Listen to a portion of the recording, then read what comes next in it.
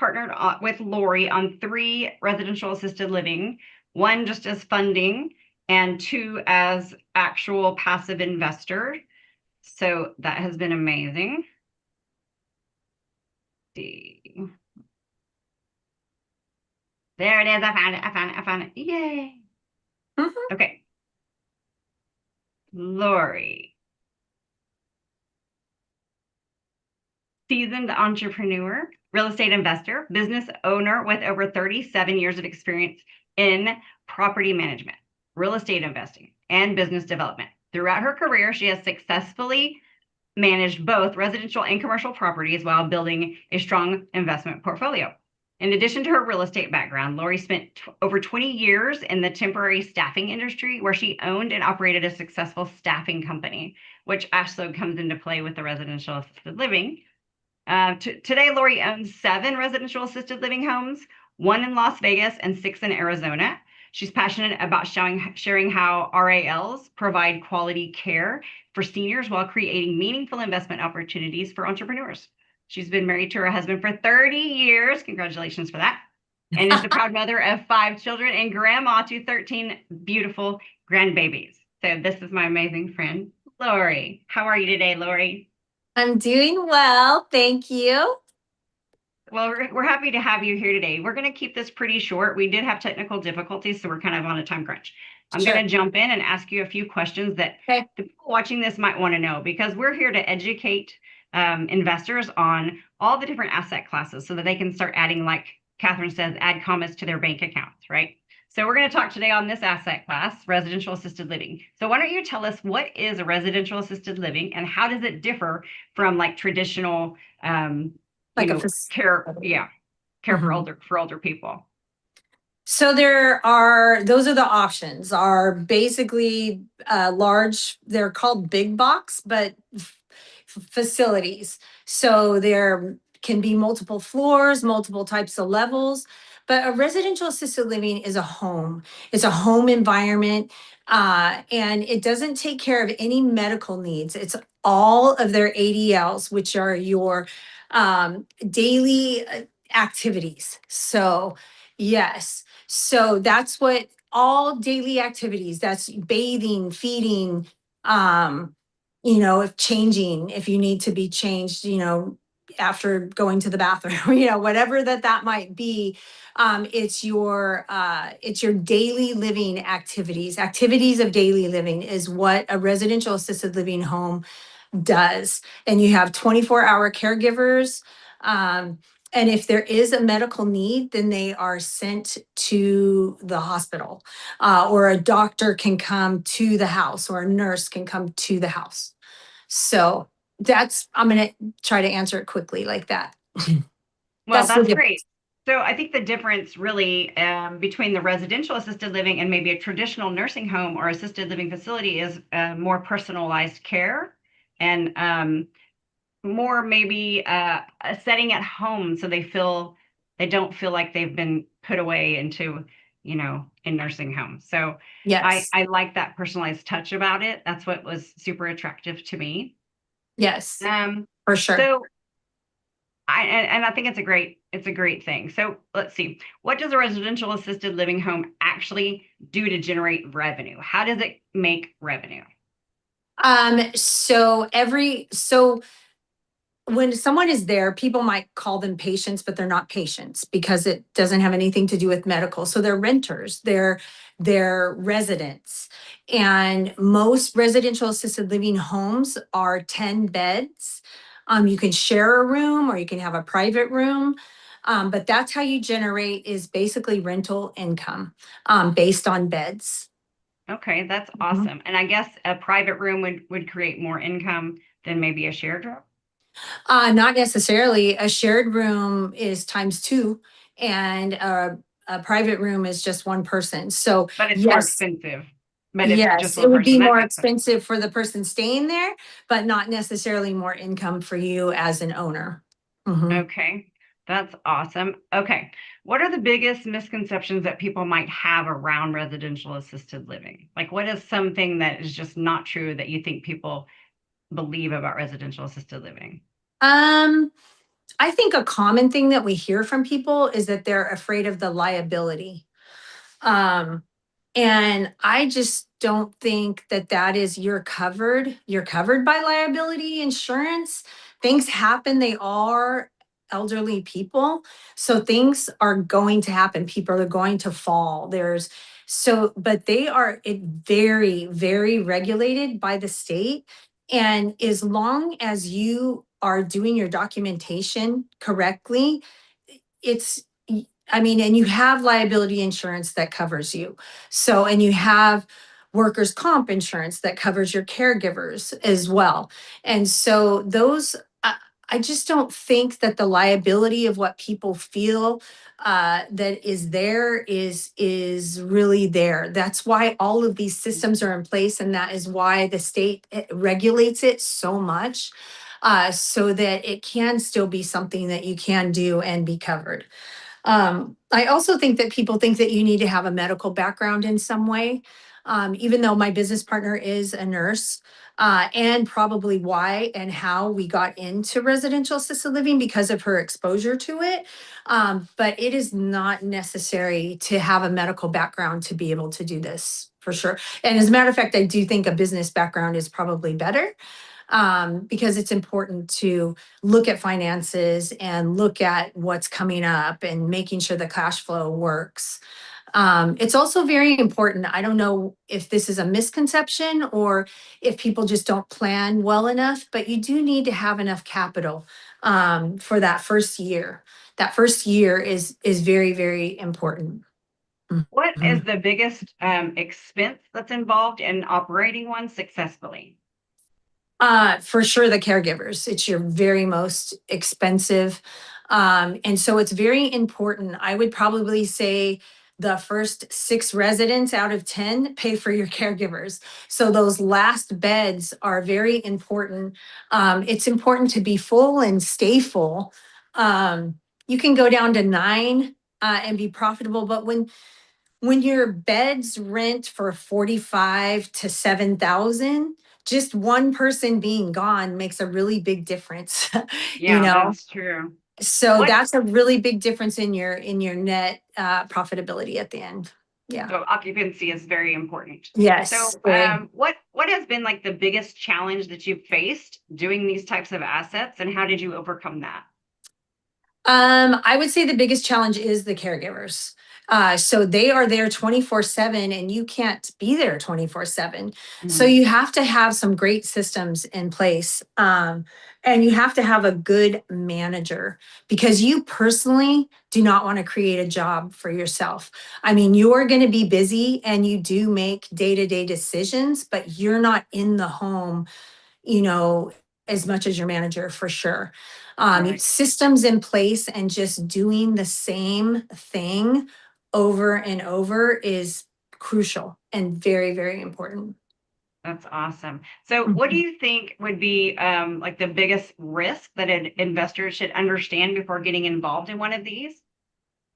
Well, you want to evaluate the zip code. You want to evaluate the need where you are. There's we had a lot of training before we even did one, and one of the things that they said is to look for the big box facilities, and anywhere within that zip code is a safe. You'll have a safe. um, Oh, that's interesting. but something that has really helped us is in Arizona is we have a great manager, and it's not just her, she has a whole team. And so they are very, very familiar with the zip codes that work and the ones that don't. So you want to find someone that already knows that. You can't just guess. Right. And even if someone, or if you're purchasing one that has already been existing, you'll be able to see how full it has been over the years. So Right. you can gauge by that. Um, and one So just because one is successful doesn't mean it's going to be successful when you take it over. And just because one isn't successful before you take it over doesn't mean it's not going to be successful either. So So if it's in the right zip code and you have the right team and you have the right systems that have worked well for you in the past, you can duplicate it. You can just continue to duplicate it. Right. Mhm. So if investors come in and invest in one of these, and they're basically a passive investor, do they have to be involved in any of the day-to-day activities? No, not at all. No. Okay. No, but they can be as involved as they want or to be able to learn the business as much as they like. So that's absolutely something that it's an option. Um, but no, as a passive investor, no, not at all. As a matter of What fact, in the ones that we have, they're very, very passive. So yeah, they not involved at all. But when they do have questions, it's, we can get them answers. what does a typical timeline look like if an investor comes in, they want to invest in one of these? Say you're doing a value add, so you've either bought a property and you're converting it into one of these, or you're buying an existing one. You're gonna refurbish it, restaff it, whatever you need to do to get it back to profitability. Mhm. How long should they wait and expect to get returns? Well, I probably didn't know this before we even got started with it. We had higher expectations for just 3 to 4 months. But I think what we have experienced is 1 year is a really good mark to be able to your home needs to start gaining a reputation. And if it was already owned prior to that, they already had a reputation. So you need to overcome that reputation. They need to understand what your home has to offer for the future. And that's when you say the reputation, you're gaining a reputation with the facilities around, like the rehab facilities, the hospitals. Those are the people that refer to your home. And so, and then they refer to big box facilities as well. And big box facilities also will refer to a home environment because they're two different things. And so some people thrive more in a facility environment and some people thrive more in a home environment. In the home environment, this is kind of not answering your question, but hopefully I did already. But those 10 people really get to know each other and they become friends. It's a home. It's a bunch of roommates. You're all sharing one home. So, Yeah, I yeah, love so that. I love that about that. So if somebody wants to invest in this asset, what would you say would be a question that they should definitely get answered? And might be like a red flag that they should say, oh, I don't think this one's for me? hmm, wow. Just Um, when they're considering investing in one. They definitely need to know who their operator is. Like you're vertically integrated. So if an investor invests, you're operating them, you're in control, and so somebody could do due diligence on you. But if it's not you and it's somebody else, what would you ask somebody, knowing what you know, that might be able to give you a sneak peek behind the curtain to see if they're a good fit or not? um, well, I can just, I guess, speak by my own experience is we not only interview the people that we're partnering with, but it goes both ways. So get to know the person that you're considering investing with. Get to know their projects, spend time talking with them. We all have women's intuition. Do you even like them? you know? And we always talk about like courting. Basically, you're courting someone and then you decide to get married. So take the time to get to know them and how there's not just one way to do that. So everyone just find that way. I know for us, it's gotten easier. I mean, I just have to say, Tracy was a part of our very first one.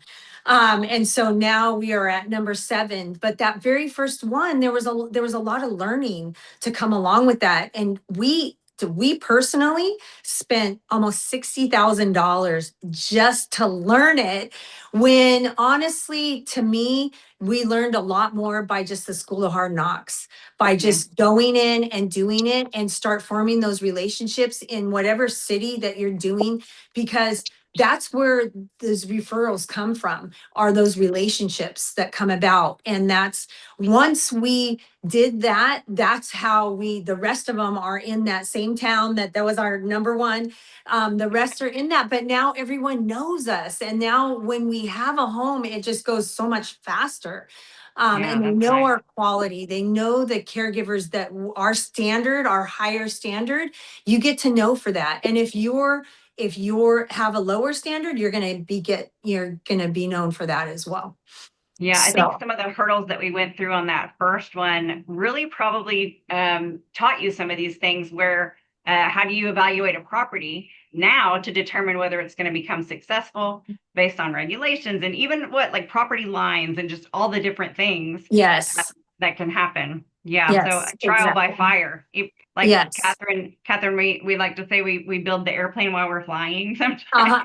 But I honestly, I'm just gonna say, and this is just my opinion, and but I think that is the best way. Yeah. It I really is. mean, if we would have put $60,000 into our first one and just made mistakes, I just feel like we would have learned so much more. But I think we all feel like, oh, we need to learn one more thing before we do it. One more thing, one more thing. Um, but I would absolutely say for us, the easier ones, because we've done it both ways, is to buy one that's already existing. And you can do your due diligence in every way on that. So it's how long has it been in business? The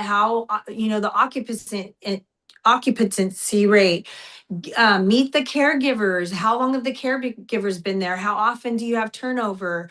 All those are all normal business questions.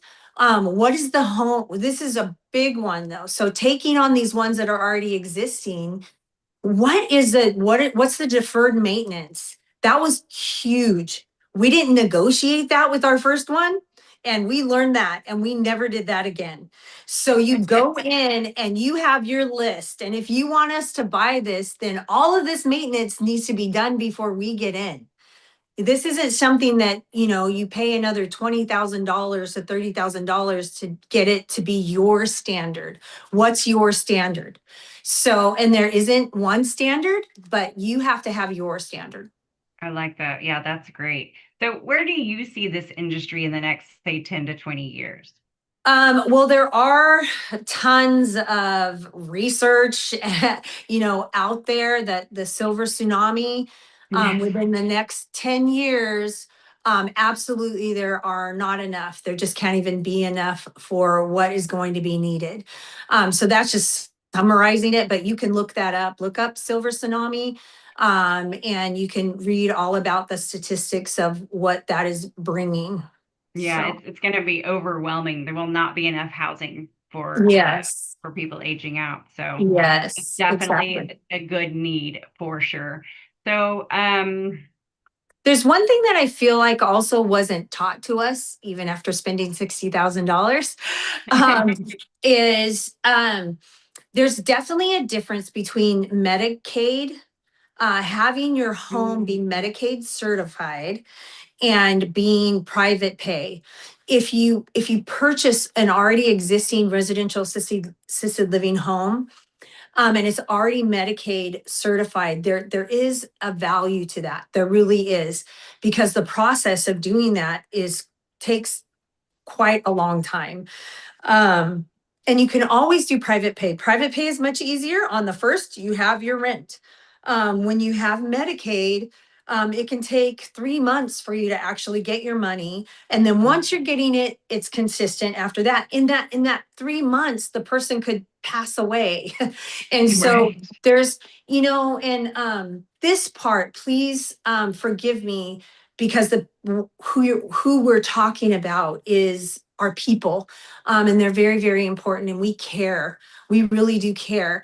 But when I'm talking about numbers, it seems a little uncaring, because you're just talking about what this person means to the business.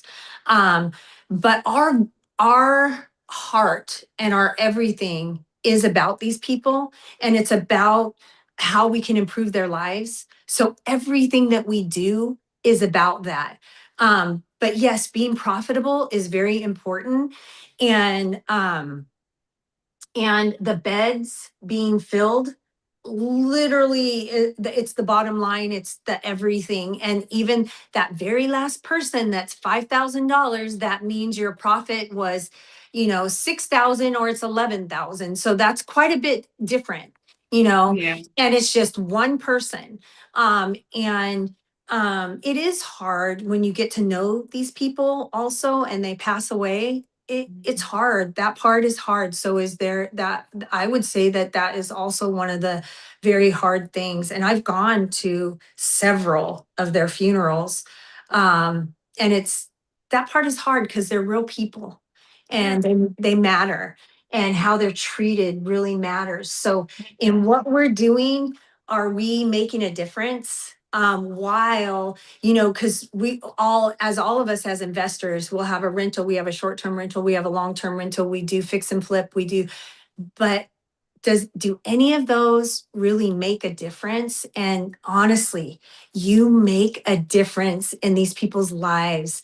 And Yes. so if you have 8 people and that means you didn't have any profitability that month, but you just made a difference in 8 people's lives, you still did something really, really good.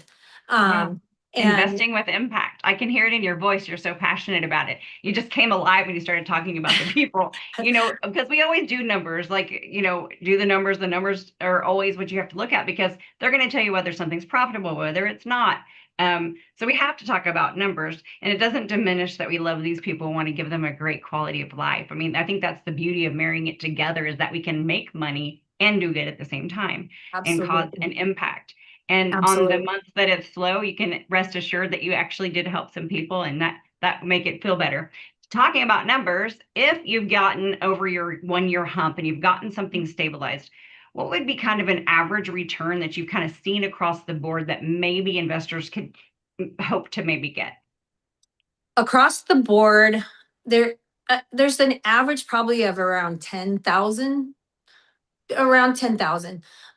It can range all the A way month up. in profit a month? Yes, Okay. profitability a month. Hmm. Okay. Yeah, And so it just depends on their percentage of investing and what their ownership would be. So yes, and so yes, so then if the whole net profit is that 10,000 and you're a percentage of that, then of course that's where that's would come into play, yes.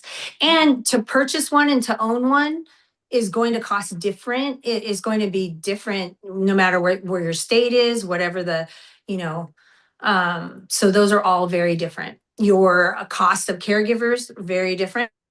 Your what you can charge for rent is going to be very different.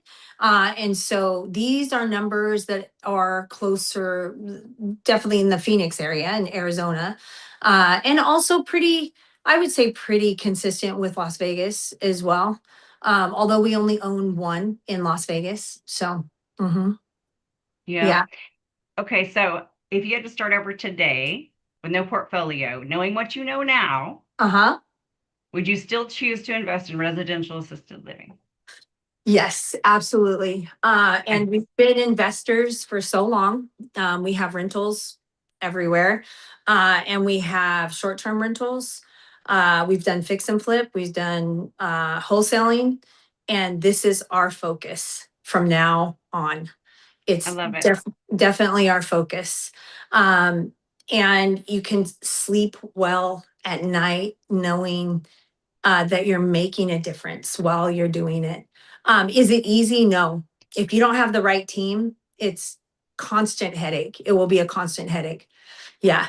If you don't have the right management, because you cannot be in there. And what I love about our Las Vegas one is we live in Las Vegas. So we are there a ton.